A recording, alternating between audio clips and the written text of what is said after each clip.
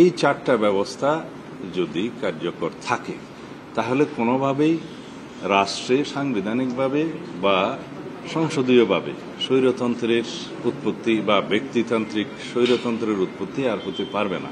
আমাদেরই প্রস্তাব মতে যাতে কোনো ব্যক্তি 10 বছরের বেশি প্রধানমন্ত্রীর পদে বহাল না থাকেন, সে যত মেয়াদেই হোক বা যতবারই হোক, সেই প্রস্তাব আমরা দিয়েছি এবং সেটা গৃহীত হয়েছে।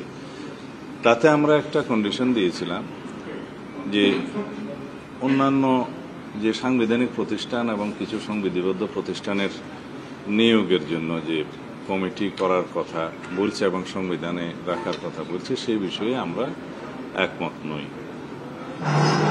কিন্তু পরবর্তীতে আমরা বিচার বিশ্লেষণ করে সবার সাথে আলোচনা করে আমরা কিছু কিছু জায়গায় আমরা ছাড় দিয়ে এক জায়গায় এসেছি। যেমন নির্বাচন কমিশন গঠন পদ্ধতিতে আমরা সরকারি দল, বিরোধী দল এবং জুডিশিয়ারির প্রতিনিধি রেখে স্বাধীনভাবে সার্চ কমিটির মধ্য দিয়ে যাতে নির্বাচন কমিশনের নিয়োগ হয় সেই ব্যবস্থা, সেটাও আমরাই প্রস্তাব করেছি, সেটা গৃহীত হয়েছে। তাতে করে নির্বাচন কমিশন নির্বাহী বিভাগের প্রভাবমুক্ত হয়ে সত্যিকার কার্যকরভাবে স্বাধীনতা ভোগ করবে এবং স্বাধীনভাবে নির্বাচন পরিচালনা করতে পারবে। এটা গেল 2।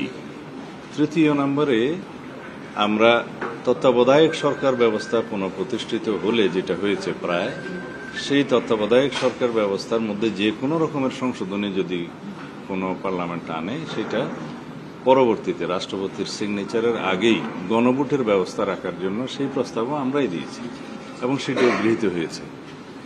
এটা মূলত এই 3টা পদক্ষেপের মধ্য দিয়ে রাষ্ট্রে পুনর্বার কোনো স্বৈরাচারের উদ্ভব হওয়ার পথটা বন্ধ হলো বলা যায়।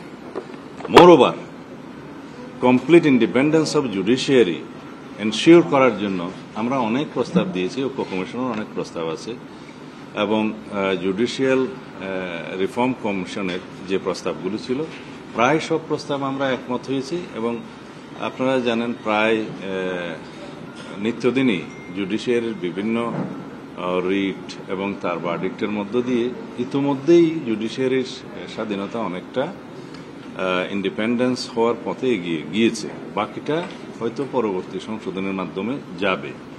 তো এই 4টা ব্যবস্থা যদি কার্যকর থাকে তাহলে কোনোভাবেই রাষ্ট্রে সাংবিধানিকভাবে বা সংসদীয়ভাবে স্বৈরতন্ত্রের উৎপত্তি বা ব্যক্তিতান্ত্রিক স্বৈরতন্ত্রের উৎপত্তি আর হতে পারবে না।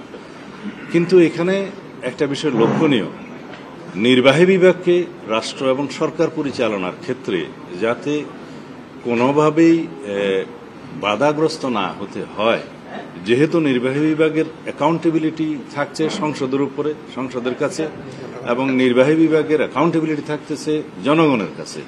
কিন্তু নির্বাহী বিভাগের যদি অথরিটি না থাকে বাট অ্যাকাউন্টেবিলিটি থাকে, রেসপন্সিবিলিটি থাকে, সেটা ঠিক হবে না। সুতরাং নির্বাহী বিভাগের অথরিটি এক্সারসাইজের ক্ষেত্রে রাষ্ট্রের বিভিন্ন অঙ্গের সহায়তার প্রয়োজন আছে। সেই বিবেচনা থেকে আমরা মনে করি যে এখন সাংবিধানিক যে সমস্ত প্রতিষ্ঠানের নিয়োগ এবং সংবিধিবদ্ধ বিভিন্ন প্রতিষ্ঠানের নিয়োগ সংক্রান্ত যে নিয়ন্ত্রণটা করতে চাচ্ছে সাংবিধানিকভাবে, সেটা যদি হয় তাহলে নির্বাহী বিভাগের কার্য সম্পাদনে এবং সঠিকভাবে একটা ভারসাম্যমূলক সরকার ব্যবস্থা এবং রাষ্ট্র ব্যবস্থা পরিচালনার ক্ষেত্রে প্রতিষ্ঠা করার ক্ষেত্রে অনেকটা বাধা পেতে হবে। কিন্তু জনগণের প্রত্যাশা অনেক। আমাদের নতুন পরিবর্তিত অবস্থায় জনপ্রত্যাশা এবং জন আকাঙ্ক্ষা পরিপূরণের জন্য আগামী দিনে নির্বাহী বিভাগের কাছে অনেক বেশি প্রত্যাশা, অনেক বেশি কার্যক্রম আশা করে।